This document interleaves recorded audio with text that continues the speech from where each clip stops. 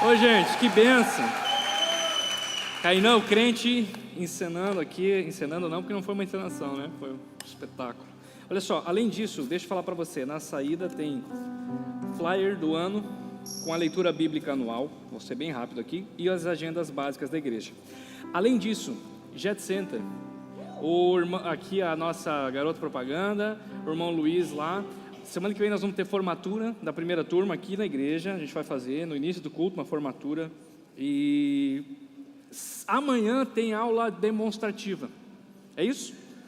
Amanhã você pode participar de uma aula demonstração sem custo, tá bom? Mais informações. Vocês conhecem o irmão Luiz? Irmão Luiz, vem aqui. Não vai ficar vermelho, né? Vem aqui na luz aí para todo mundo saber para quem procurar. O irmão Luiz vai estar ali na saída. Ele vai estar ali, você vai dar o seu nome para ele. Se você quer participar dessa aula de demonstração, ter uma ideia de como funciona o método, tem alguma dúvida? Procura o irmão Luiz, tá bom? E faz parte desse projeto que vai ser uma bênção. Já é uma bênção, já é. Além disso, amanhã, ao mesmo tempo, a gente vai ter a integração de novos membros e de batismo, tá? Os irmãos que fizeram o curso de novos membros e o curso de batismo, amanhã a gente vai fazer uma confraternização, um coquetel, um momento de comunhão. É vocês que eu espero, vamos estar aqui com os pastores, vai ser uma bênção. E o último aqui, café colonial no culto de mulheres. As mulheres vão ter um culto, que é 13, sexta-feira 13. É o culto das mulheres.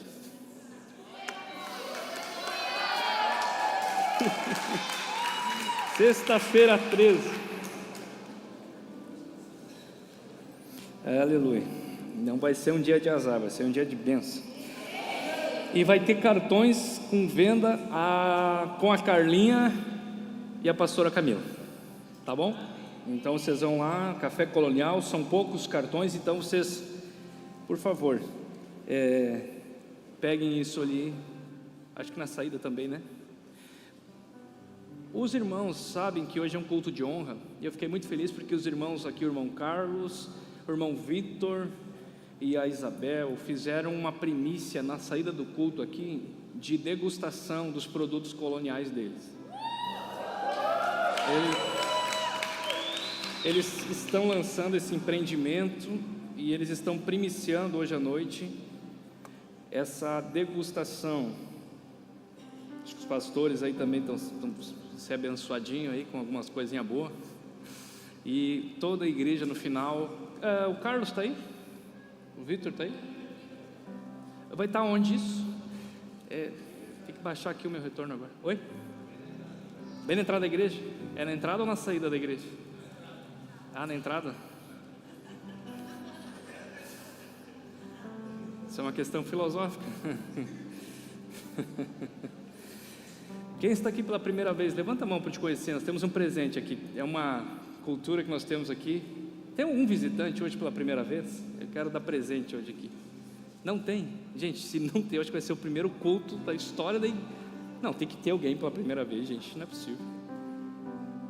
Tem? Tem. Se não fosse, seria o primeiro culto da história da igreja que... tem mais. Isso ajuda o pastor, que essa luz, meu filho. Tira um pouquinho do retorno do pastor também. Eu vou pregar uma palavra boa hoje. Então deixa tudo. Eles têm que aturar a minha chatice. Não tem como ser perfeito, irmão. Senão eu já estava no céu. Então, alguma chatice tem que ter. Quem é que está aqui a primeira vez? Então, a irmã está aqui, vai ganhar presente, a irmã também, glória a Deus. Então, nós temos ali na saída, na secretaria, vocês vão receber um presente, com muita alegria a gente preparou, tá bom? Vamos lá, Apocalipse 22, vamos falar de Apocalipse hoje? A besta que sobe do mar. Eu fiz isso de tão provocativo, de certo modo, mas a gente está vivendo dias, né? De ataques e guerras aí falou em Apocalipse aqui, uau, mas hoje eu não quero falar de escatologia, eu quero falar de uma coisa que eu li na Bíblia e me chamou muita atenção, que está nesse texto, Apocalipse 22:2, por gentileza, vamos ler esse texto. Eu vou esperar os irmãos se acomodarem. prestar atenção. Aleluia. Glória a Deus.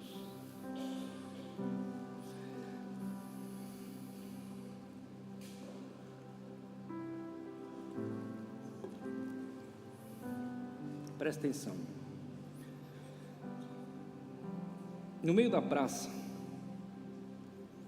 de um lado e outro do rio, está a árvore da vida, que produz 12 frutos, dando seu fruto de mês em mês. As folhas da árvore são para a cura dos povos. Essa é a tradução. Eu vou ler aqui a outra tradução. No meio da sua praça, de outra banda do rio, estava a árvore da vida. Ela produz 12 frutos, dando seu fruto de mês em mês. E as suas folhas, ou as folhas da árvore, são para a saúde das nações. Feche seus olhos aí agora. Senhor, nós pedimos que o Senhor ministre, explane, esclareça aquilo que o Senhor ministrou ao meu coração, que possa sair com clareza todas as palavras de minha boca.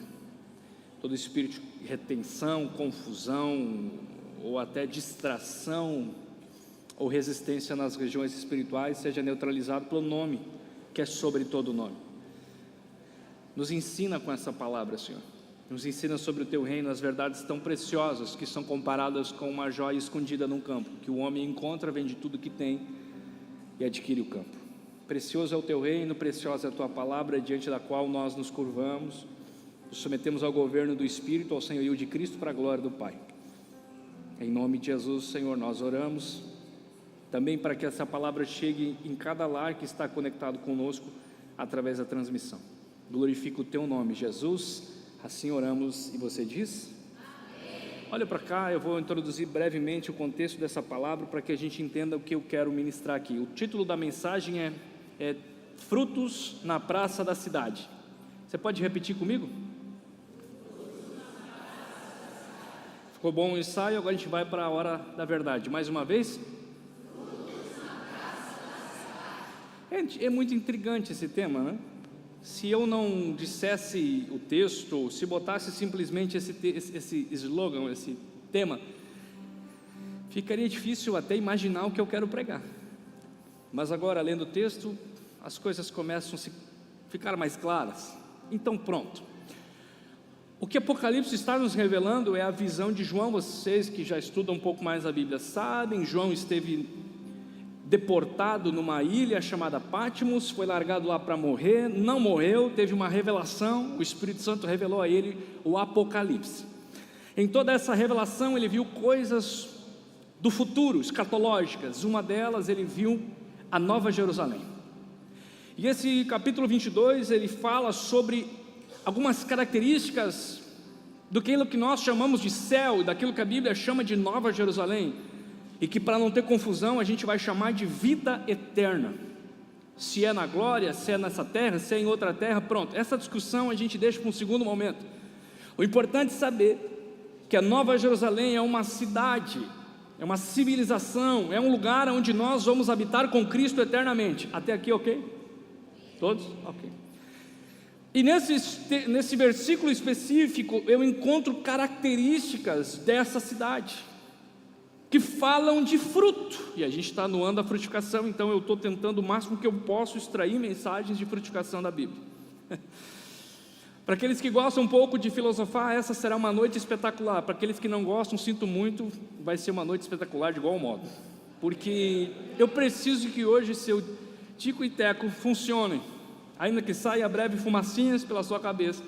Você vai sair daquela porta entendendo um padrão do reino, que vai revolucionar a sua forma de ver a vida, sua cosmovisão. Você crê nisso? Então tá. Para eu começar, Ezequiel 47:12. Talvez hoje não seja tantos reverbérios de emoção. Talvez no final eu passe para algum dos pastores fazer o chaba aqui. Mas o que eu preciso é que você entenda isso como um padrão do reino, como uma verdade transcendente. E por isso eu vou ser mais pedagógico. Perceba, essa leitura que a gente vai fazer de Ezequiel,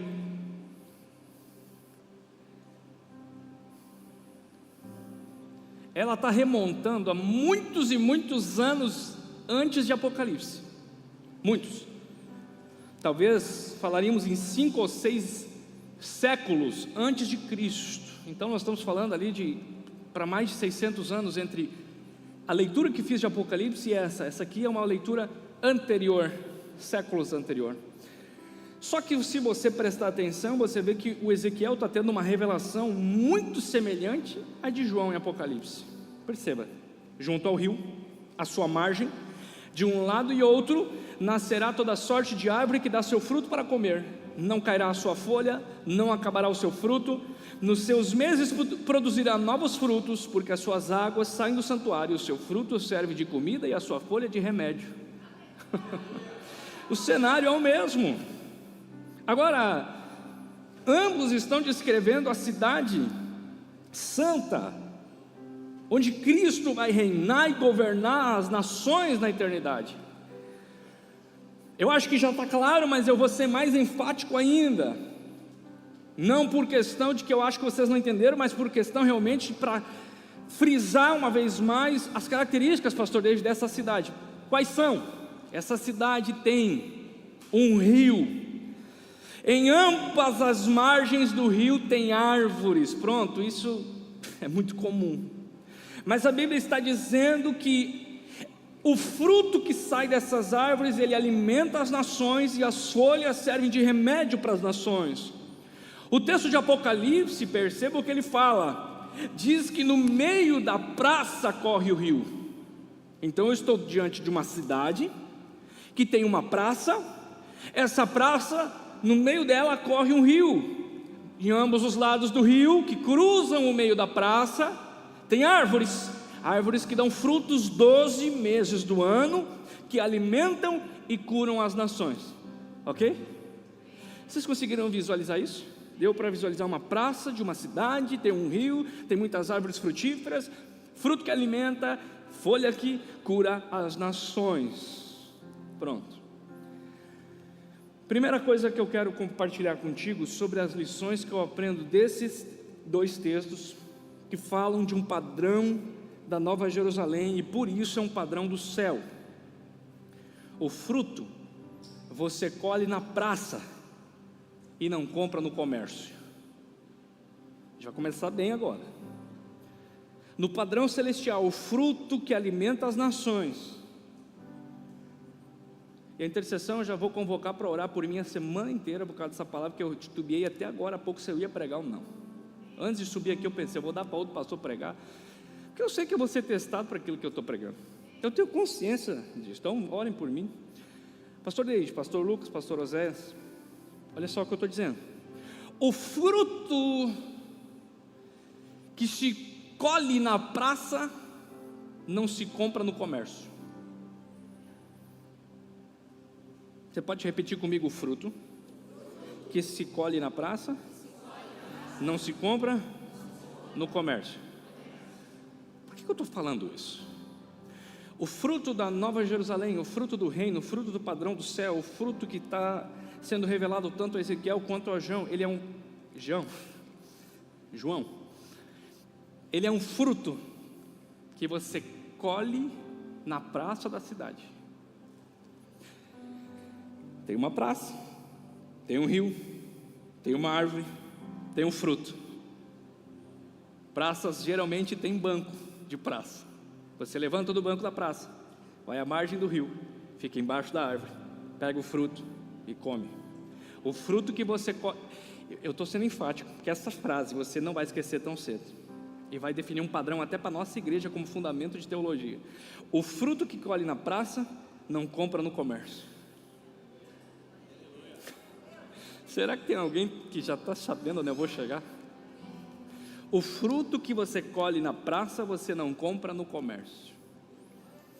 O padrão da Nova Jerusalém é um fruto que você colhe na praça. Mas deixa eu fazer um paralelo com você aqui, de uma outra cidade bíblica, e aqui eu vou reduzir um monte, porque eu ficaria horas. talvez até ficarei, não sei, que é Babilônia, que também está em Apocalipse, que é uma cidade que também é citada nos textos de Apocalipse. São as duas cidades citadas em Apocalipse, mas que olhe só o que diz o texto. Em Babilônia, coloca para mim aqui, Apocalipse 18:11. Sobre ela choram e lamentam os mercadores da terra, porque ninguém mais compra as suas. Sobre ela quem? Babilônia. Choram quem? Os mercadores. Choram por quê? Lembra das perguntas, Leandro? É isso, as perguntas certas. Quem chora? Os mercadores. Choram por quê? Porque ninguém mais compra as suas mercadorias. Onde choram? Sobre Babilônia. Por que choram? Caiu. A grande Babilônia caiu. E por que não compram suas mercadorias?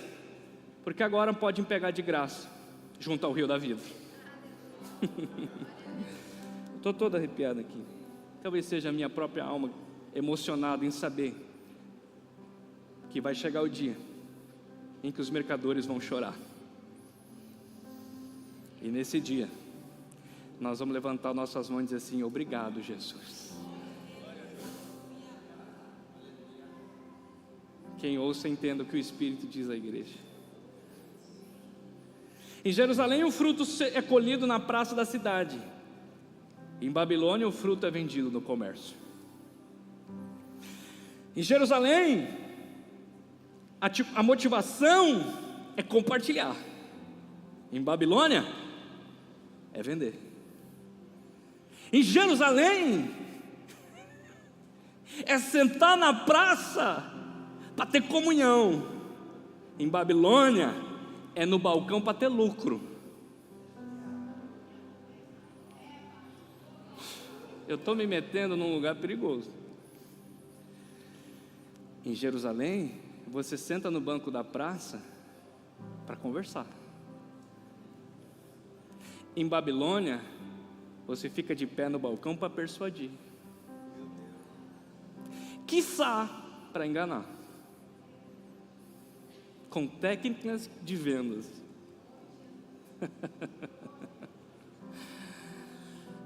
Em Jerusalém o desejo é agradar a Deus. Em Babilônia o desejo é egoísta, porque remonta à sua própria origem. Eu estou dizendo para vocês que eu careço de tempo hábil para expor tudo.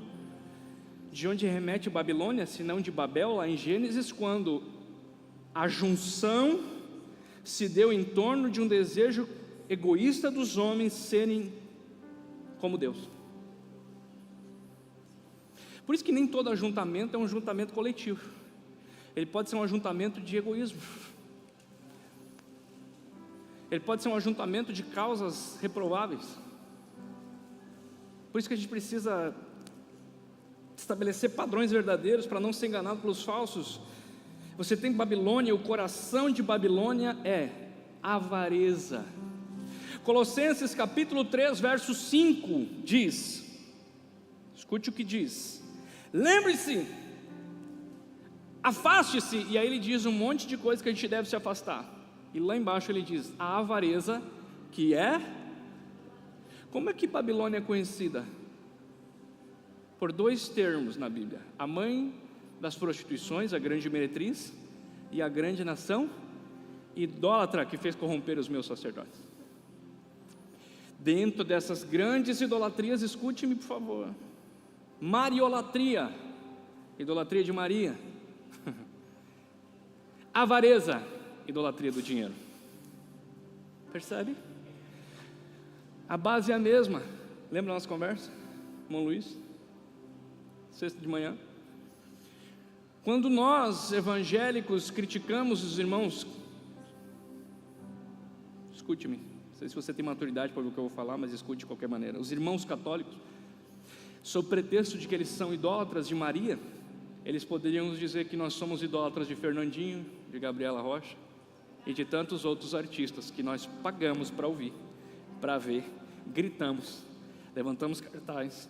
E é capaz de nós dizer assim: fulano de tal, cadê você? Eu vim aqui. Deus no céu deve dizer: trocaram Maria por outro nome, trocaram José por outro nome, trocaram Pedro, mas não fizemos estátuas e não nos curvamos. Será? Quando compramos objetos consagrados em Jerusalém, o que estamos fazendo? Quando vamos a um culto em busca de um homem muito ungido, com muito dom, o que estamos fazendo? A gente precisa entender que às vezes a movimentação é diferente, mas por trás do motor a engrenagem é a mesma. Ambas são reprováveis, ainda que a nossa pareça evangélica. Eu não sei se a gente está pronto para essa conversa, eu vou parar por aqui, vou seguir adiante. O fruto que se colhe na praça não se compra no comércio. Apocalipse está nos dizendo que os únicos que estão chorando a queda de Babilônia são aqueles que perderam o seu lucro.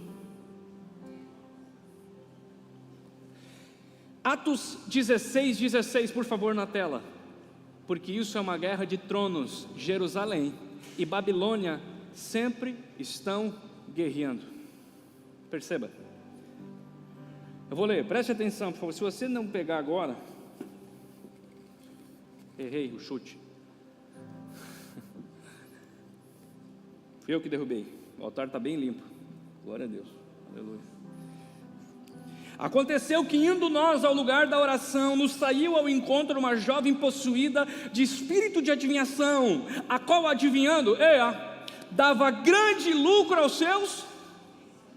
Um espírito maligno que adivinhava e gerava, representa quem? Babilônia, a mãe das feitiçarias, a mãe das mercadorias, a mãe das idolatrias, ok?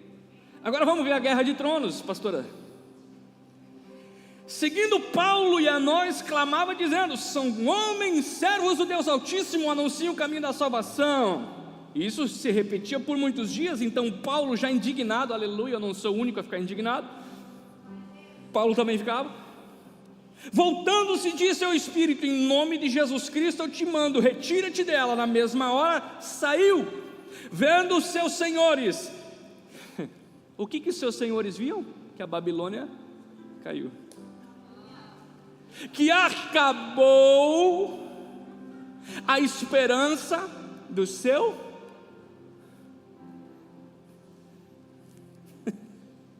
Agarraram Paulo e Sila e arrastaram para onde?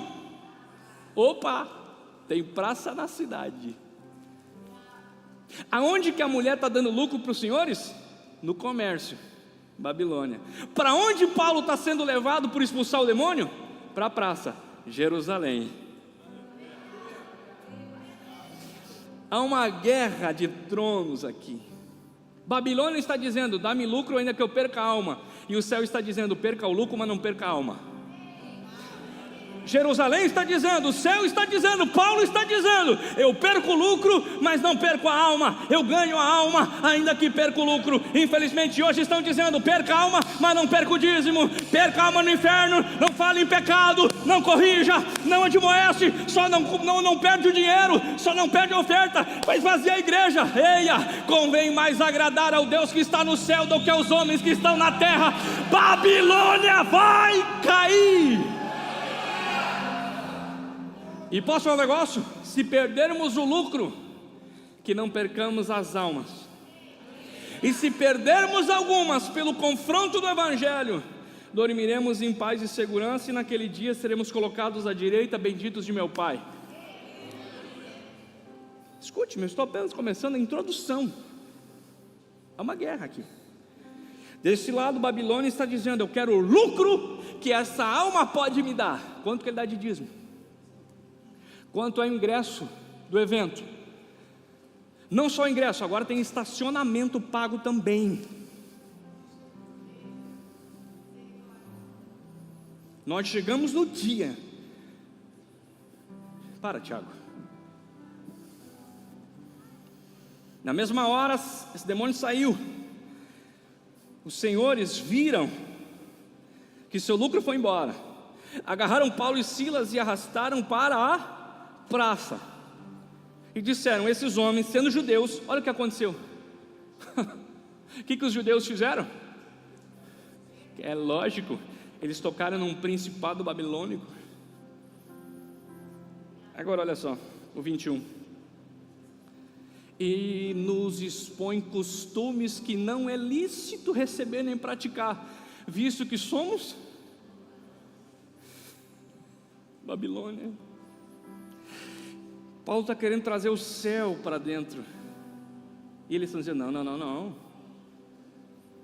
nós queremos lucro. Paulo está dizendo: eu quero essa alma salva, ainda que isso custe a perca do lucro. Queridos, eu tinha tantos exemplos para dar. Você quer ver uma coisa? Mateus 8:31.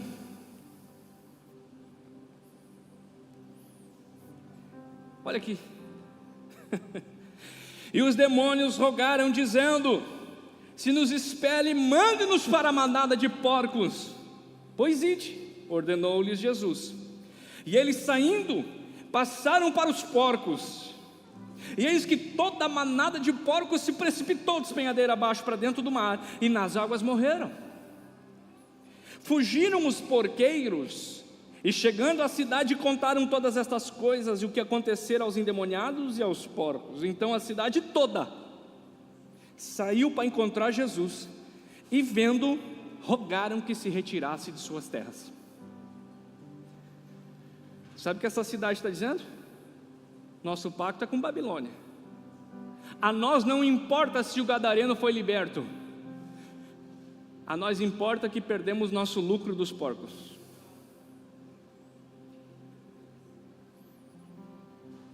O padrão é repetido.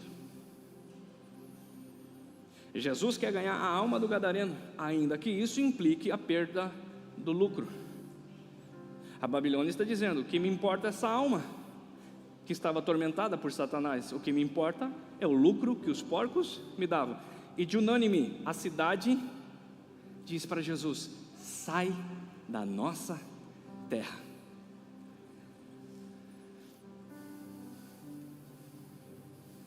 Siga ou paro? Você quer ver um negócio? Antes de Babilônia, que é os caldeus, existiu Babel. Vamos fazer esse entendimento aqui. Antes de Apocalipse, você viu Gadara com o espírito de Babilônia, você viu Filipos com o espírito de Babilônia, Capitoniza, você viu Babel com o espírito, você viu, agora quer ver, vamos voltar um pouco mais, Ezequiel capítulo 28, verso 16. Eu vou voltar agora para antes de Gênesis 1. Quando o homem e a mulher não tinham sido criados. Quinta-feira começa a trilha do discípulo, irmão. É disso aqui para mais, tá? Você vai fazer a sua inscrição lá. Nós vamos mergulhar em águas profundas. Principalmente quem vai fazer o módulo, o ano 2 comigo. E quem vai fazer o ano 1 com os pastores também vai ser tremendo. Isso aqui é uma referência profética àquele que é chamado de luzeiro, Lúcifer. Escute-me. Vamos ver o real motivo de Lúcifer ter sido expulso do céu, irmãos. Deixa aí na tela.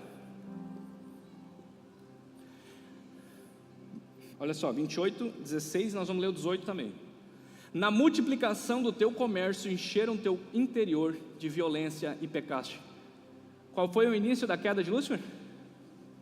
A multiplicação a ganância e a avareza de um coração. Não, ele não comerciava produtos, ele não tinha um comércio de objetos. Escute, nós estamos falando de antes do mundo ter sido criado como nós conhecemos. Mas Lúcifer era tão avarento e ganancioso que não queria ser só um querubim ungido, como diz a Bíblia que ele era. O coração dele se encheu de avareza e de ganância.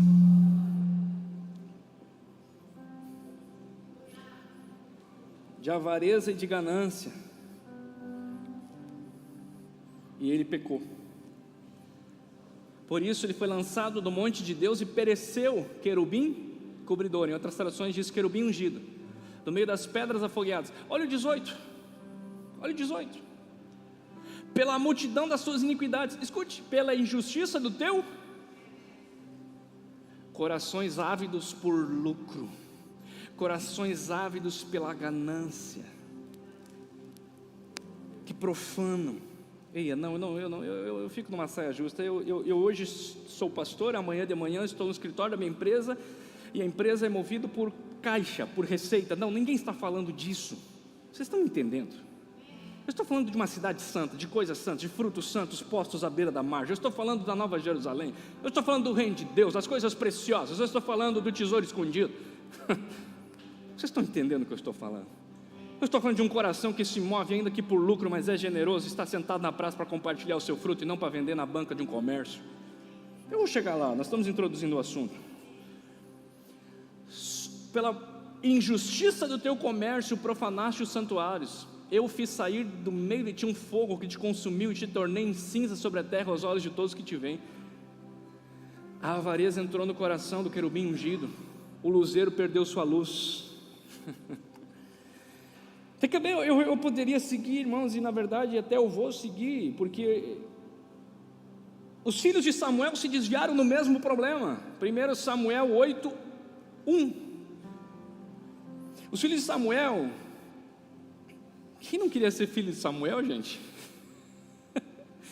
Tem música escrita, a geração de Samuel é o homem que representa a remanescência de Deus, a santidade, ouvir a Deus. Mas os filhos dele, olha o que diz a Bíblia: sucedeu que, tendo Samuel envelhecido, constituiu os seus filhos por juízes sobre Israel. Vamos até o 3. E o nome do seu filho primogênito era Joel. Cuidado, Joel.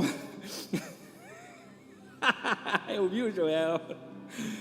E o nome do seu segundo era Abia ou Abia, não sei, não tem acento, vai ter que ver com o professor. E foram juízes em Berseba. Olha o 3. Porém seus filhos não andaram pelos caminhos deles, antes se inclinaram e aceitaram e perverteram Qualquer coincidência não é mera semelhança. Aliás, qualquer semelhança não é mera coincidência. A gente tem falado tanto dos dias de Samuel. Será que não é os dias dos filhos de Samuel?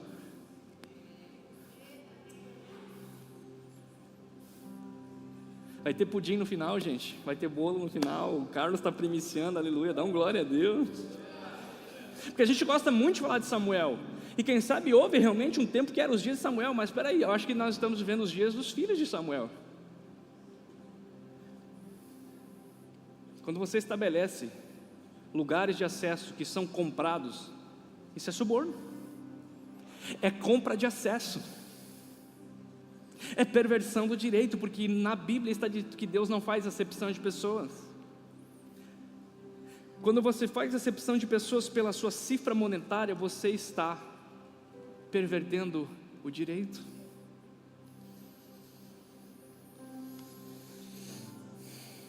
Ezequiel 22, 12. Ezequiel diz que quando nós agimos com avareza para Deus, escute, agir com avareza é o mesmo que esquecer-se de Deus, Vini. Eu vou ler o texto, porque tudo que eu falo aqui, eu trago um texto para embasar. Presentes receberam no meio de ti para derramarem sangue. Olha os subornos. Tudo isso aqui são profecias para a igreja. A gente precisa entender isso. Usura e juros ilícitos tomaste, juro abusivo. Quem cobra juro abusivo é agiota. Na Bíblia, pecado, reprovável, iniquidade. Defraudar os irmãos com juros abusivos ilícitos, usura. O cara já está ferrado, você vai lá e ferra o resto da vida do cara. Usaste de... Deus me... Sabe por que eu posso pregar isso aqui? Porque faz 2 semanas eu queria vender um óculos meu para poder comprar um outro para mim. O Espírito Santo me repreendeu, disse: você é um semeador e não um vendedor. Eu peguei e ofertei meu óculos para o Marcelo. Vou falar, um óculos da Lacoste que eu paguei mais de R$1.000, muito mais. Eu disse: Marcelo está aqui, só ajusta as hastes, é teu. O Espírito Santo me repreendeu, esse óculos é uma primícia na tua vida, toma-lhe. Eu não saí de casa para vender, o semeador saiu para semear. Pronto. Então eu posso vir aqui e falar para você, irmão, que Deus está repreendendo aqueles que cobram juros altíssimos, que agem com avareza com o seu próximo e os oprimem. E Deus está dizendo: vocês se esqueceram de mim. Porque se o temor do Senhor tivesse em nosso coração, nós não faríamos coisas tais. Aleluia. Tito capítulo 1. Quem gosta da Bíblia? Vocês não preferem as chaves? Vocês não querem umas chaves? Não, liga lá no SBT, se vê a reprise do Chaves. Aqui é palavra de Deus, aqui não tem chave, eu não sou chaveiro, não tem nada disso aí. Nós vivemos a geração dos chaveiros. Eu quero que voltem os profetas. Chega de chave. Vocês pagam esse negócio de chave aí. Vai lá, Tito capítulo 1, verso 10. Nada de chave aqui, a única chave é a chave de Davi. Você vai num culto, você tem que levar aquelas argolinhas junto e no mínimo, como é que fala? Onde pendura a chave? Um chaveiro. Porque você vai receber tanta chave que você tem que pendurar em algum negócio, porque é molho. É um molho de chave.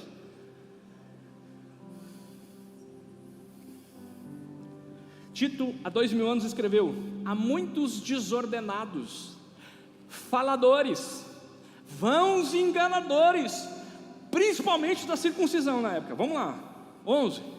Olha o que eles fazem: aos quais convém tapar a boca. Por isso que eu me pronuncio, prego do jeito que eu prego. Tem que tapar a boca dos faladores enganadores. Homens que transtornam casas inteiras, ensinando o que não convém. E a motivação é qual?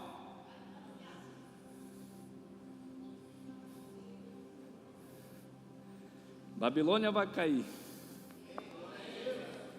Qual é a motivação dos desordeiros? Ganância, avareza. Escute o que eu vou te falar: não é errado ganhar dinheiro a partir da fé. Para abrir uma empresa no Brasil hoje, você tem que ter no mínimo fé. No mínimo. Mas se Deus quiser e Ele quer, o leão vai rugir na nossa nação. Já está rugindo. A gente já tem visto isso. Para levantar pela manhã, ir até um banco, pegar um dinheiro para fazer um investimento a longo prazo, precisa fé. Eu estou falando de termos empresariais. Não é errado ter fé para fazer negócios. Escute, errado é usar Deus para fazer negócio. Igreja, ainda que tenha um CNPJ, não é um comércio. A fé, ainda que a Bíblia fale de empreendedorismo, não pode ser objeto do nosso enriquecimento. Que difícil ouvir isso, né? Que difícil entender que o que antigamente nós chamávamos de discipulado. Irmão Joel, quantos anos de fé? Numa terça-feira que era o culto de ensino, hoje as igrejas vendem uma mentoria. Eu entrei no site de uma grande igreja da nação, e pelo resquício de ética que me sobra, eu não vou citar o nome, mas deveria. Mas pelo resquício moral, ético, eu não vou citar o nome. E disse assim: você quer ser liberto? E eu pensei: uau, deve ter um culto de libertação, uma oração. Tinha um curso pago para você ter os seus demônios expulsos da vida. Nós chegamos no dia em que, para expulsar os demônios do endemoniado, tem que pagar.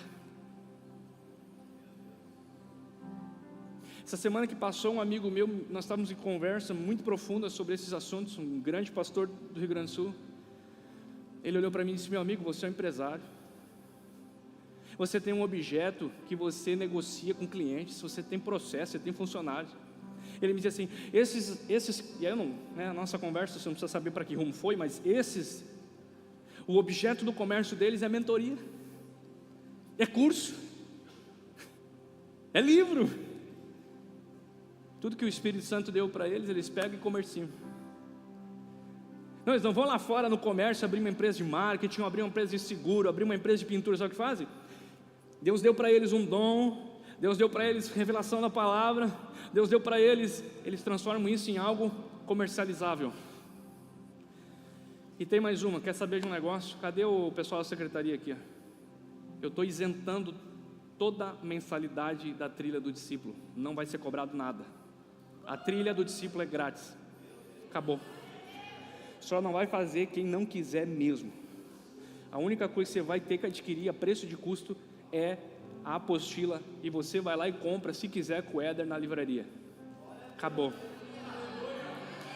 Para eu ter moral para pregar isso. Para eu ter moral para pregar isso. Está isento. A trilha do discípulo não tem custo. Anote, eu vou repetir de novo. A trilha do discípulo não... Ainda que o custo era extremamente simbólico, porque vocês não têm noção de quanto custa para manter essas estruturas. Por exemplo, agora nós estamos sem internet, estourou a fibra. Vocês têm noção de quanto custa um roteador para tocar essa igreja? Quase R$3.000. Um roteadorzinho assim, 3.200 foi a luz do mês passado. Posso abrir tudo aqui? Mês passado eu coloquei da minha empresa R$30.000 dentro dessa igreja, porque faltou das ofertas. Em algum momento a igreja vai devolver para a minha empresa. Vamos continuar a conversa? Será que eu tenho bala na agulha para pregar o que eu estou pregando? Não é uma igreja transparente? Quando os irmãos têm problema, não vêm me procurar. Agora eu tenho um problema, vamos resolver ele. Vou jogar para vocês. Porque esse mês não tem mais de onde tirar. E aí? Onde é que estão os irmãos que pediram oração, que expulsamos os demônios? Sabe que estão de férias ainda? O que está acontecendo? Babilônia vai cair. Só que ao mesmo tempo a gente bota mais de 1.000 pessoas pagando R$300 para ouvir 45 minutos de massagem no ego. O que está acontecendo com a nossa geração? Será que é os filhos de Eli mesmo? O que está acontecendo? E deixa eu dizer um negócio, eu sei o que está acontecendo. Nós estamos construindo uma cidade que tem uma praça e não um comércio. Eu só não posso isentar as coisas do café porque tem custo, os irmãos sabem aqui. Os livros têm custo. Faz sentido o que eu estou falando? Senão vocês me repreendam, pastores. Submeta a julgamento. Porque a gente quer que Deus tire os corruptos. Mas quando Deus coloca representantes evangélicos, hoje o Vorcaro do Master, meu Deus, eu não sei, esse vídeo vai cair, eu não estou nem aí. Se tiver que cancelar o ao vivo, a gente cancela também, está tudo certo. O Vorcaro saiu com uma Bíblia dessa grossura embaixo do braço, cara. Vocês estão entendendo o nível da conversa? As pessoas estão gostando dos crentes do Evangelho porque a gente não está mais perturbando cidades. A gente está se tornando culturalmente relevante, a gente fala a linguagem da cidade, a gente comunica, a gente é hypado, a gente tem, como disse um cara para mim, tu tem o shape, tu tem o hype dessa geração. Ele disse, eu quero ter um cabelo esculhambado, comer mel silvestre gafanhoto, e me vestir de couro de camelo, e botar um cinto e dizer assim, converta-se porque Jesus está voltando. Irmão, não, nós não precisamos ser agradável para essa geração, nós temos que incomodar essa geração. Alguém disse para mim, eu não vou na igreja, porque se é para na igreja ficar mais mal do que eu entrei, eu gosto na igreja para ficar leve. Claro, vai para o inferno leve. Do que chegar na igreja e entender que precisa de Jesus, porque nós somos culpados por construir um padrão babilônico, mas Deus está removendo as bancas de comércio e colocando bancos de praça nessa hora. Ganhe dinheiro, irmão. Ganhe dinheiro. Mas não deixe a avareza corromper o seu coração, a ganância corromper o seu coração. Ganhe muito dinheiro, mas continue sentado no banco da praça. Vá com uma cesta de frutas para o banco da praça e diz, está aqui meu irmão, coma comigo do que Deus tem me abençoado. Não tente vender para o seu irmão o seu fruto, é Deus que está te dando. Aleluia. Nós estamos vivendo dias aqui, irmãos, tem muitas empresas sendo abertas aqui, a gente tem feito collabs. A Silvia está aqui, fez um collab que foi impactante. As pessoas estão tendo uma mente empreendedora, rompendo. Não é disso que eu estou falando. Abraham Kuyper falava da soberania das esferas. Eu sei que aqui eu estou falando em coisas de difícil compreensão, mas Abraham Kuyper falava que as esferas são independentes entre si. Depois, Loren Cunningham fala dos 7 montes. Eu não vejo problema de nós, como cristãos, influenciarmos os 7 montes. O problema é quando nós nos confundimos com eles. Então a igreja, que é uma das montanhas, tem que continuar sendo igreja para influenciar o comércio. O problema é quando o comércio entra aqui dentro e, em verdade, o comércio está influenciando a igreja e não a igreja o comércio. Faz sentido o que eu estou falando? Não, eu não sou contra a teoria dos 7 montes, pelo contrário, vocês sabem da minha visão, gente. Temos que influenciar as artes? Of course. Mas as artes não podem nos influenciar, porque o primeiro artista é Deus. Então a nossa cosmovisão tem que ser o quê? O reino. Mas o que você vê hoje? A igreja imitando o mundo ou o mundo imitando a igreja? A igreja imitando o mundo. Quando é que você viu mentoria dentro de igreja? Como é que chamava isso? Eu não estou criticando, irmão. Chamava discipulado, gabinete pastoral. Não estou dizendo que um dia eu não vou dar uma mentoria para empreendedores, vou fazer lá no hotel, vou alugar da Camila e vou falar de coisas de empresário, não tem nada a ver com pastorado. Pastor Lucas vai fazer agora um curso de Canva, pago, não tem nada a ver com a igreja. A gente só cedeu o lugar para abençoar os irmãos a preço irrisório, não tem nada a ver, é a área de atuação dele. Vocês estão me entendendo? Ok. Vai cortar grama? Vai cobrar o valor, vai botar gasolina, ok? Mas como um cristão, você vai fazer as coisas certas, pagar o imposto, pagar os funcionários, e assim a igreja, luz, sal, fermento, influenciando o mundo, e não o contrário. Ok? Vamos avançar. O que eu quero dizer em letras miúdas é que a nossa motivação não pode ser avareza, porque essa é a base de Babilônia, a mãe das prostituições, das idolatrias. Eu vou dizer um negócio para você: 2 pessoas que estão aqui nessa noite vão ter um aumento salarial incrível. Eu sou a primeira, eu não sei quem é a segunda. Essa é boa, né? Felipe, o porém é: qual é a motivação?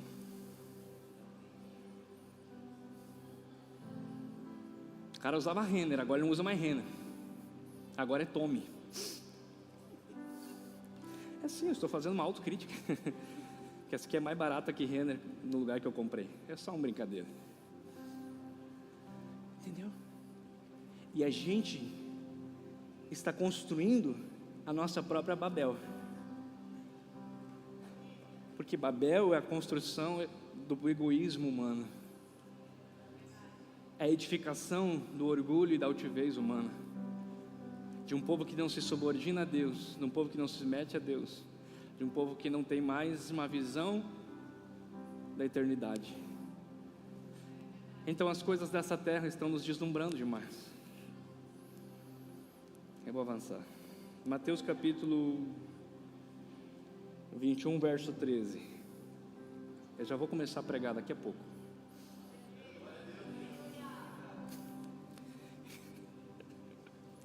E disse Jesus: está escrito, a minha casa será chamada casa de discípulos.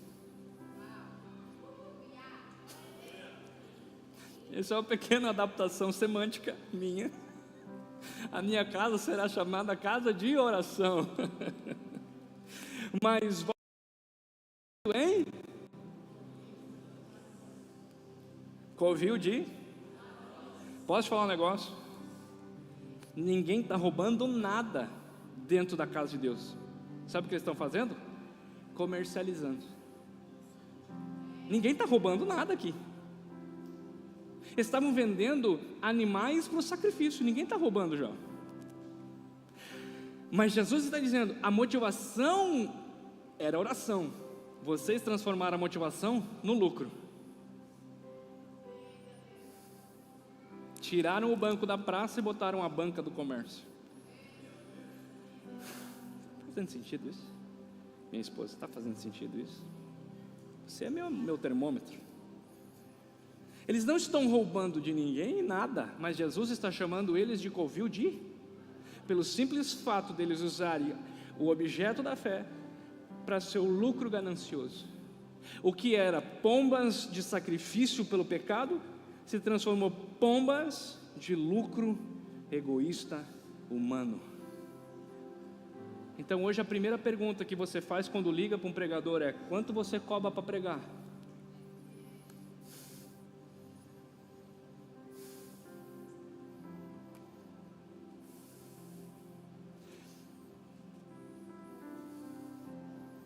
Posso falar um negócio, irmão? Eu posso citar o seu nome, Silvia? A título de... A Silvia é uma profissional respeitadíssima, de uma envergadura incrível. Isso aqui não é elogio, ela sabe, a gente não precisa disso aqui em público. E se vocês me perguntarem, que ela acabou de dar nosso collab, quanto foi que a Silvia cobrou para ministrar aqui para nós? 2 horas, e saímos daqui quase meia-noite. A Jéssica, que é aí a assessora, fez a ponte. Quanto que ela cobrou? Como? Ah, tá bom. A Silvia, não, na época que ministrou o collab, há 2 semanas, não era da nossa igreja. Ainda, né? Agora já. Agora a gente não abre mais mão dela. Entendeu? Agora, Elebe, Calacia, joguei pro alto. 3 cultos é nosso.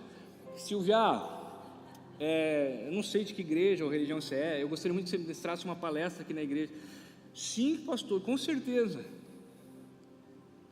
Ô pastor fulano de tal, vem pegar aqui. Sim, eu prego 3.000, mais hotel. Como? Tá barato. E quando não é assim, ó. Aí liga para o assessor, do assessor diz assim: não, querido. Se falou querido, eu já jogo o tablet na cabeça. Os crentes são chatos, cara. Que querido.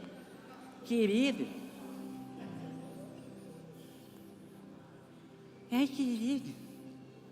Não, querido, o pastor não cobra, mas geralmente eles ofertam entre 7 e 9 mil.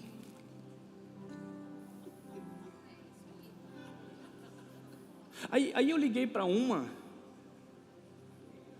que bate contra, reino de Deus, que vive nas praias aí, com roupa boa e praia cara, e bate contra na internet. A secretária disse: não, pastor, ela não cobra, mas as igrejas sempre ofertam 9 mil reais para ela.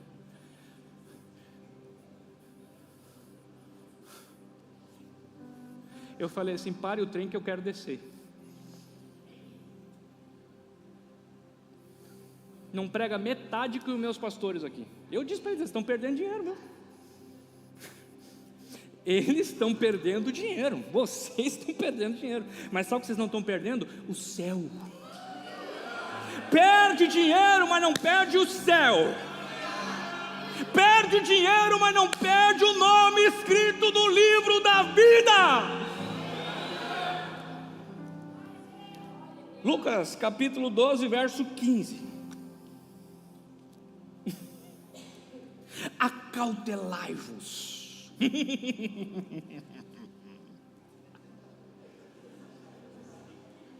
Guardai-vos. Eu estou ensinando um pregador, esses que cobram caro. Guardai-vos da avareza.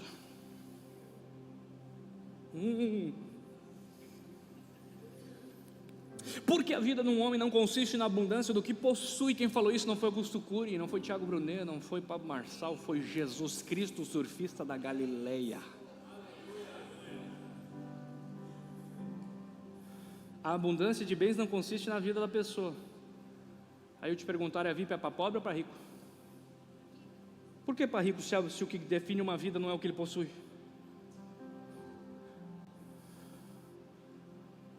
E vocês devem pensar assim: mas cara, não dá bola para isso, faz tua igreja. Não, sabe por que a coisa está ajeitada? Porque não tem profeta na internet com nome e fama para falar contra.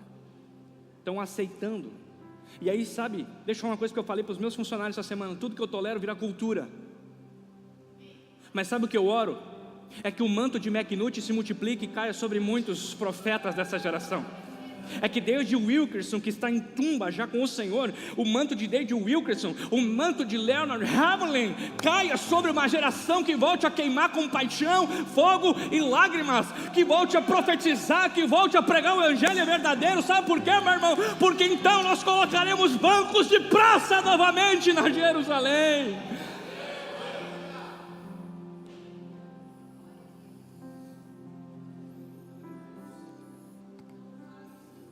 Vocês tinham que me agradecer, vocês não caem mais nos desordeiros, não pegam vocês. A hora que bater, você já vai detectar: o pastor me ensinou, o pastor me ama, ele me ensinou a detectar os desordeiros.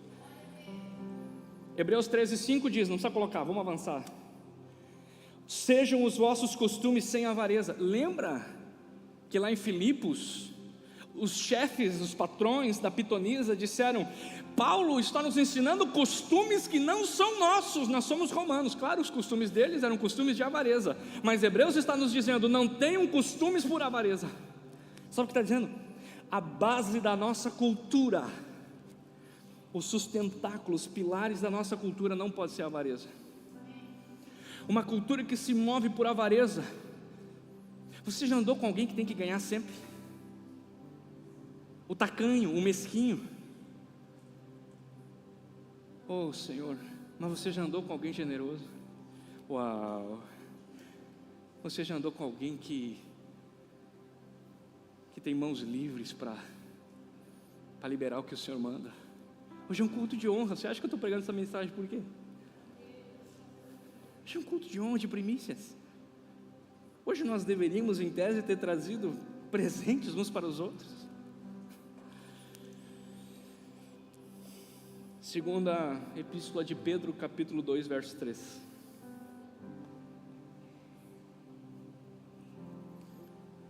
Por avareza farão de vós negócio com palavras fingidas. Pedro está dizendo: igreja, escute, diferente das cartas de Paulo, Paulo escreve a Romanos, é uma carta lida em Romanos. Paulo escreve a Colossos, é uma carta lida em Colossos. Pedro escreve o que nós teólogos, me achei teólogo agora, o que nós chamamos de epístola universal. Ele escreve junto com Edir Macedo, então se torna, estou brincando.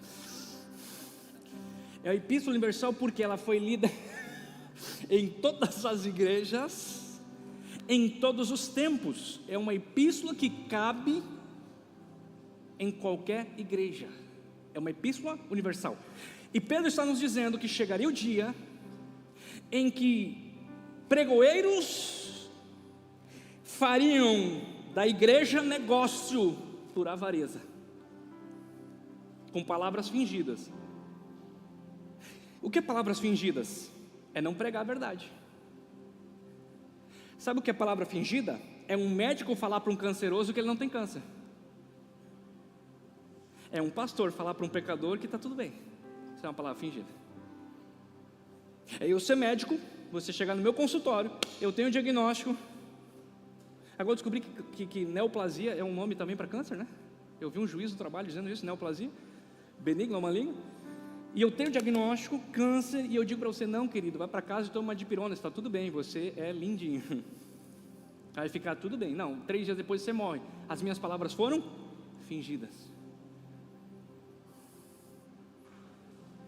De igual modo, um homem de Deus, que sabe o estado da humanidade, que caminha rumo à perdição sem Cristo, e tem a oportunidade de falar do amor de Jesus Cristo e das boas novas do Evangelho, não o faz, está em palavras fingidas, fazendo da casa de Deus negócio. E o motivo?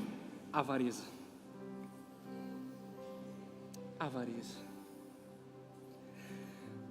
Qual a lição que eu tiro daqui? Se nós...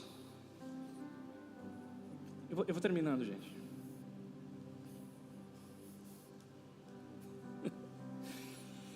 Se nós olharmos para Israel e a legislação que Deus deu para Israel, sabe o que a gente vai ver?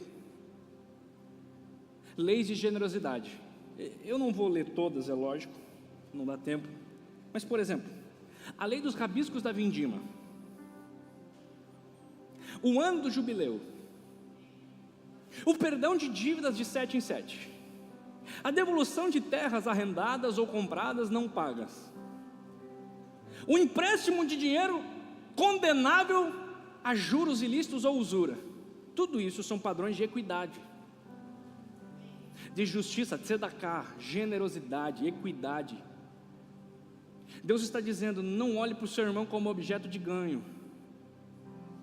A cada 7 anos e a cada ciclo de 749 existia uma trombeta tocando e dizendo: tudo está perdoado e tudo volta ao lugar. Tem crente que hoje, se acontecesse isso, endemônia. Não, isso aqui é meu. Mas quando em Neemias, no pós-cativeiro, o povo começou a esquecer do jubileu, da remissão de dívidas e perdão de coisas não pagas, Neemias ficou sabendo, convocou um avivamento e disse: vocês estão em pecados, Deus está nos rejeitando. Proclamem um jubileu, gente. Vocês estão cobrando juros altíssimos dos seus irmãos. Leia Neemias.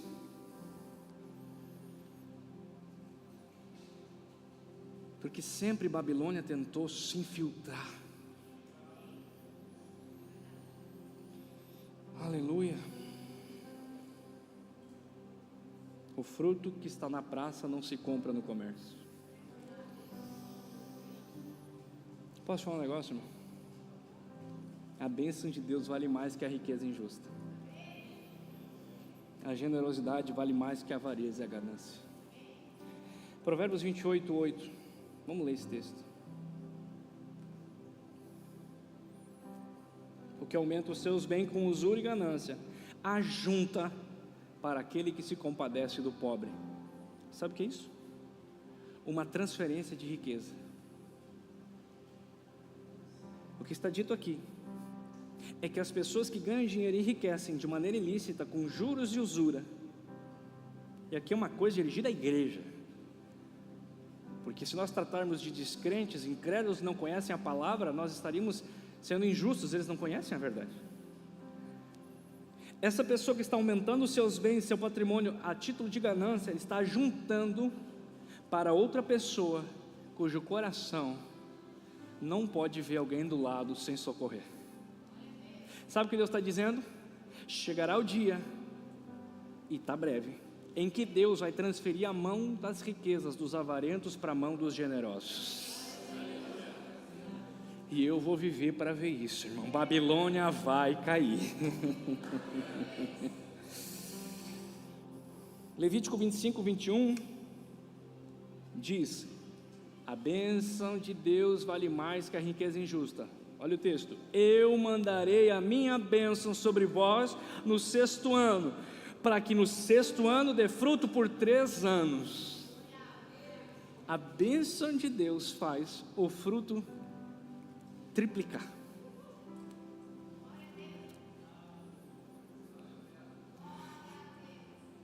O fruto que se colhe na praça não se compra no comércio. Mais vale a bênção de Deus do que a riqueza injusta. Você está pronto para viver o triplo de Deus sobre a sua vida? Ok. O fruto da praça está acessível a todos. Preste atenção. Rico ou pobre, brancos ou negros,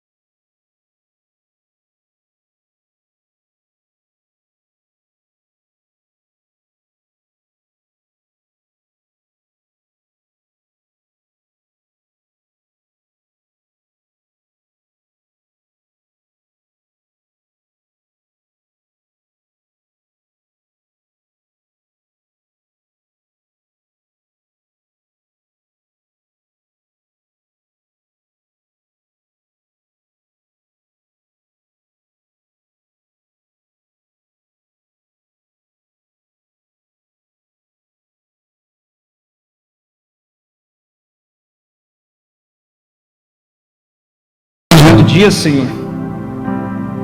E amanhã não sabemos o que pode acontecer quando acordarmos pela manhã. Os noticiários podem nos dar notícias que não esperamos, ou que esperamos, não sei.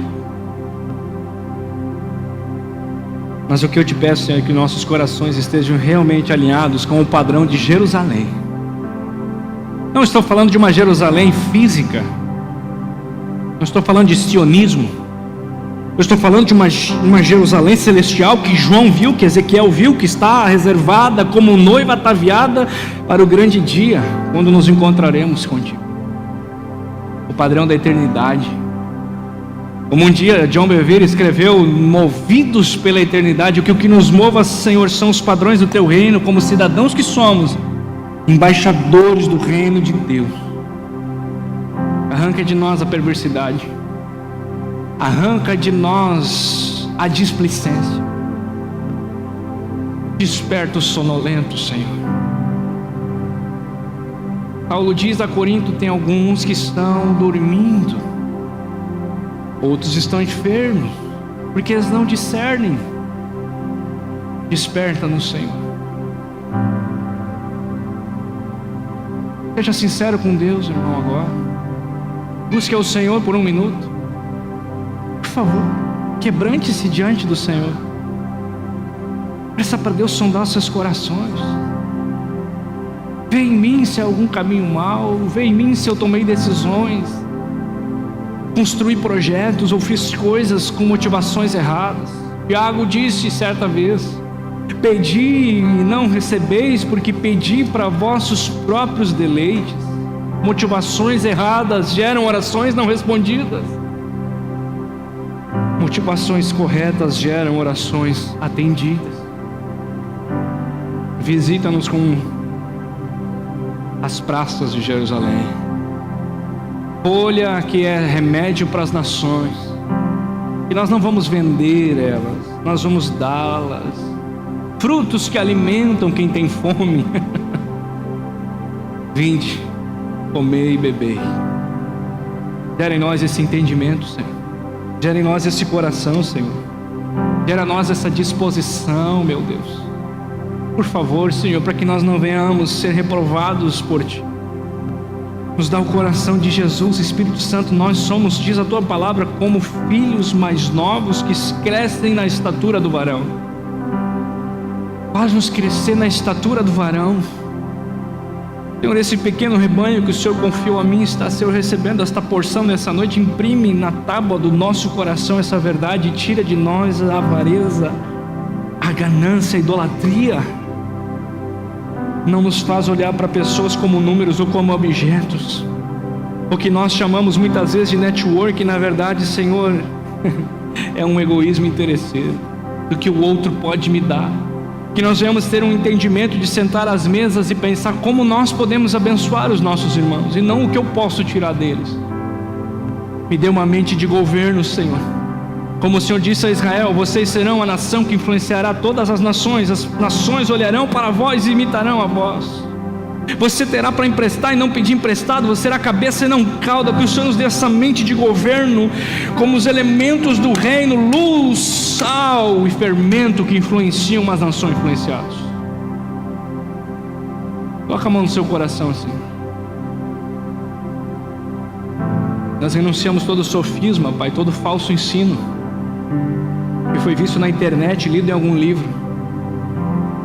Eu declaro anátema a todo novo evangelho que tem sido apregoado por falsos pregoeiros, amantes de si mesmos. Eu anuncio aqui com todas as minhas forças todo resquício de Babilônia em nossos discursos, em nossas proezas. Nos arrependemos, Senhor. Não nos deixe, Senhor, perder de Ti a essência do verdadeiro evangelho, do verdadeiro cristianismo, do verdadeiro sentido da cruz de Cristo. Eu oro com temor e tremor, Senhor. Converte os nossos corações, Senhor.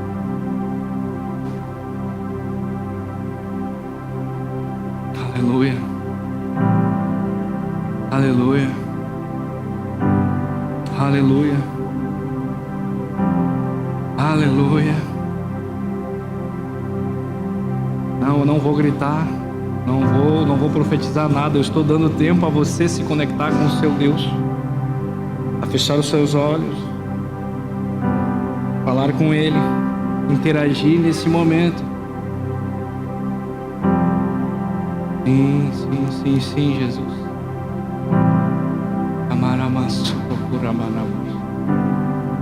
Existe alguém que deseja entregar a sua vida a Jesus nesse momento?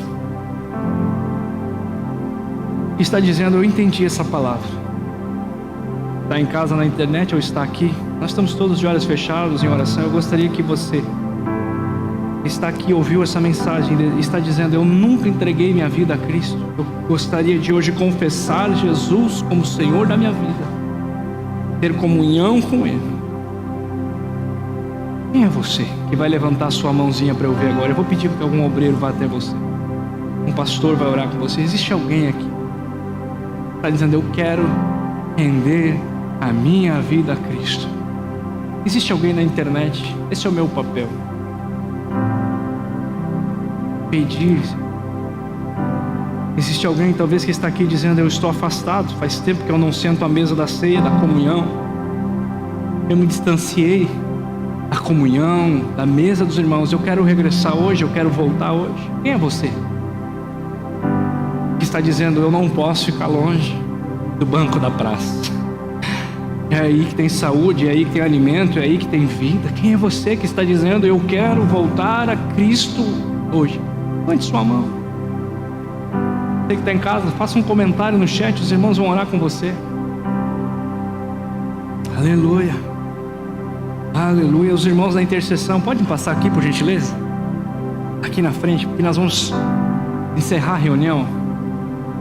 Eu acho que nós nem fizemos oferta, né? Não, né? Vamos fazer a oferta primeiro. Marcelo, cadê o Marcelo?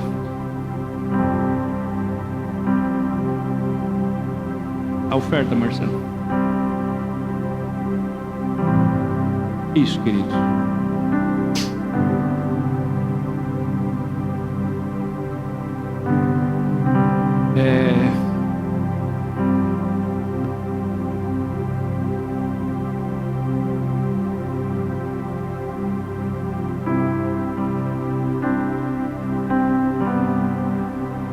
Sabe quando você sente o temor do Senhor? Eu tô aqui. Estou aqui medindo as minhas palavras, os meus gestos, os meus passos. O Senhor tenha misericórdia de nós.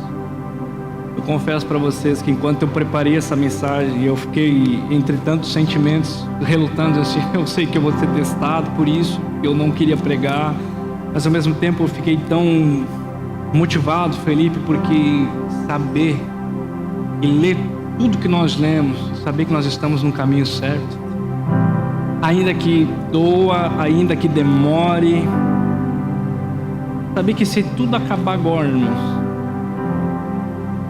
eu estou pronto para me apresentar diante do meu Deus, não tem preço. Quantos podem dizer isso? Quantos saem de igrejas cheias, de congressos cheios, de conferências cheias, mas hoje deitam a cabeça no travesseiro e não têm a certeza da sua salvação? Ou estão orando: Senhor, não volte ainda, eu tenho coisas a resolver, tenho coisas escondidas. Deus me guarde, eu tenho dito isso há muito tempo. Eu estou pronto para me apresentar ao meu Deus. Eu não fiz tudo que eu quero fazer, mas na medida do que eu tenho feito com todas as minhas forças, e Deus sabe disso. Por que eu estou dizendo isso? Porque esse é o sentimento de um crente salvo. Uma consciência, disse Paulo, não é eu que estou dizendo, uma consciência pura. Lembra disso? Uma consciência pura. Esse tribunal que Deus colocou em nós, consciência. Consciência, digo eu, não o Senhor, escute-me. Digo eu, não o Senhor. A minha consciência de que eu estou dizimando, ofertando, ajudando famílias carentes, dando presentes e mais presentes. A cada semana que passa, presenteio pessoas, abençoo vidas. Essa consciência de que o senhorio de Cristo das minhas finanças será um tribunal, Ismael. E eu estou pronto para me apresentar diante dele. Não julgo que eu haja alcançado, mas uma coisa eu faço, deixando as coisas que para trás ficam, prossigo para o alvo pelo prêmio da soberana vocação. Amanhã eu quero ser melhor que hoje, é lógico.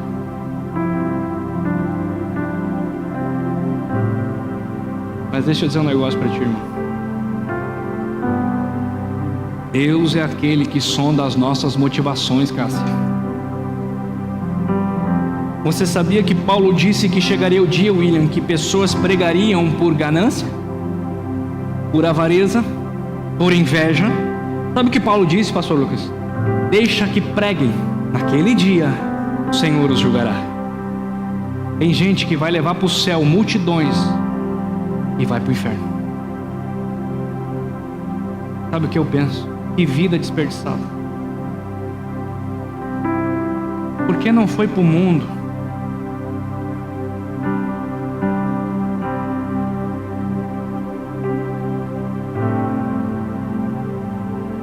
Eu estou sentindo um temor aqui, irmão, de Deus mesmo. Eu sei que a gente deixou algumas coisas mais legais, Joel. Eu sei que a gente equilibrou coisas que eram exageradas, mas talvez a gente foi longe demais. Talvez tem coisas que a gente não tinha que ter mexido. Talvez a gente tenha que voltar a vir uma hora antes para dobrar o joelho e orar uma hora antes. Talvez nossas roupas não precisem ser usos e costumes, mas talvez precisem ter decência e pudor. Irmão, eu vou dizer um negócio, sabe? Eu vou confessar que eu não sigo ninguém. Não, por favor, não fique bravo comigo por 2 motivos. Primeiro, porque 3.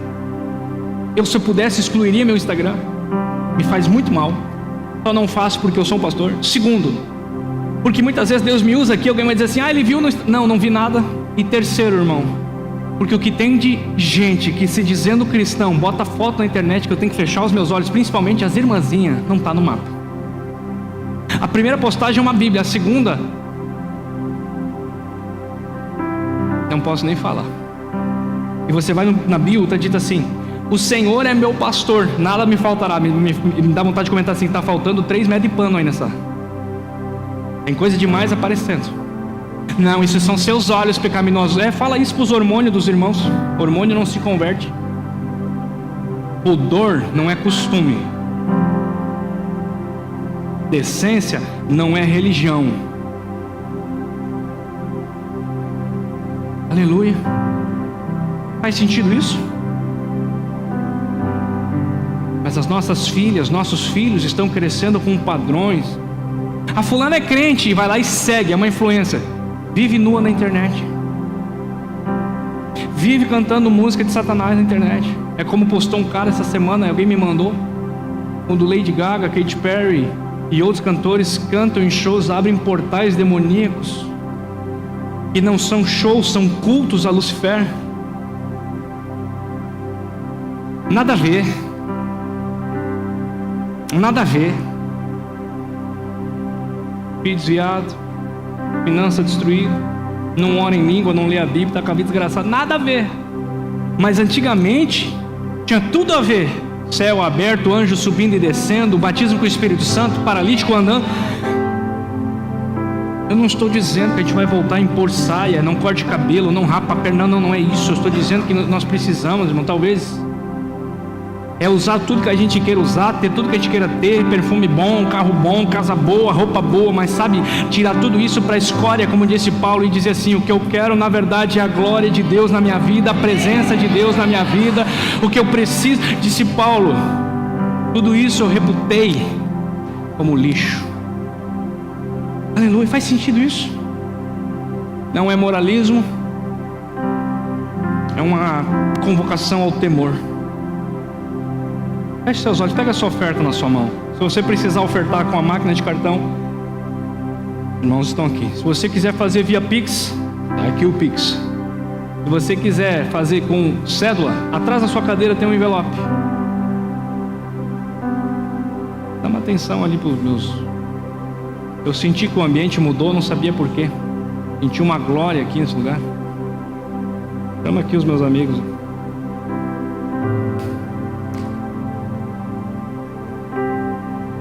Feche seus olhos. Talvez você vai caminhar a segunda milha hoje. Talvez você vai fazer um voto, talvez você vai devolver o seu dízimo, talvez você vai fazer uma oferta, eu não sei. Mas com a consciência de que Paulo diz: não há nada de bom em nós e do céu não temos recebido, do Pai das luzes em quem não há sombra de variação. Senhor, nós oramos por toda a tua igreja, oramos pelos teus filhos e tuas filhas que vão ofertar, semear nessa noite.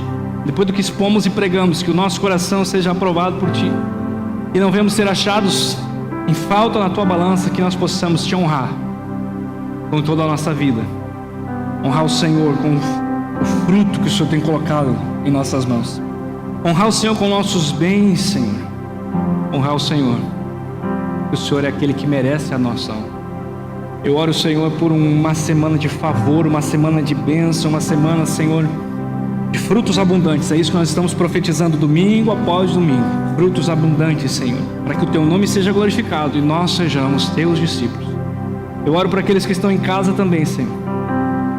Da mesma maneira, toque-os, abençoe-os, prospere-os, em nome de Jesus. E você diz: traga a sua oferta. Assim que você trazer a sua oferta, irmãos, toda a intercessão vai estar aqui na frente para orar. Orar pelo quê, pastor?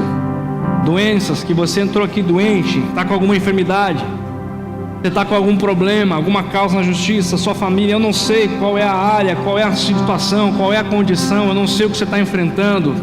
Todo o nosso time de intercessão está orando, jejuando. Ontem nós tivemos um evento aqui, e pelo que eu sei, viraram a noite orando, de sexta para sábado, foi isso, né? Viraram a noite aqui orando, jejuando, e clamando, e buscando. Então, irmãos, passe aqui à frente. Deus quer responder orações, Deus quer intervir na sua vida, Deus quer fazer algo na sua vida. Dê o seu passo de fé, vem aqui. Pode passar mais perto, já vão tirar aqui as ofertas. Vamos orar por todos aqui agora, todos que carecem. Na saída, irmão, não esqueçam. A propósito, irmãos, agora também é a hora, no momento da oferta, de você primiciar, de você entregar. Você que trouxe um presente, você que trouxe algo, é a hora de você sair do seu lugar e entregar isso. Você não fez isso e o Senhor te impulsionou, olha aí. Estão vendo isso? Terceiro culto dela está dando presente. Terceiro culto entendeu. Paizinho, Deus ajude nós. O Carlos está lá na saída com a primícia para toda a igreja também. As irmãs estão aqui para orar. Visitantes tem presente lá na secretaria. A bolacha é boa, né, Maicon? A bolacha é boa, né? O Maicon chegou aqui. O Maicon é um apóstolo das nações. Hoje ele se humilhou, veio aqui. Não sei como, a gente vai descobrir agora. O Maicon, sua esposa. Quem é que está contigo aí? Canela de fogo, sapato de fogo, reteté, só o manto. Tem que ter vindo antes de eu pregar hoje, irmão. Eu estava pregando em outro lugar. Ele só vai em igreja grande, as igrejas pequenas ele não vai. Tá bom, gente? Na saída dos visitantes tem o presente, inscrição para a trilha. Agora que você sabe que a trilha, quanto custa a trilha? Quinta-feira às 20 horas, trilha do discípulo, 2 cursos simultâneos. Jet Center, aula inaugural amanhã. Integração amanhã também. A Jet Center, escute, vai lá e tire sua dúvida. Não é aqui. A aula inaugural é lá na sede da Jet, lá no centro, tá? Tira a informação ali. Deus abençoe. Passe aqui você que quer oração. Os irmãos vão estar orando por você. Deus te abençoe. Até domingo que vem. Em nome de Jesus.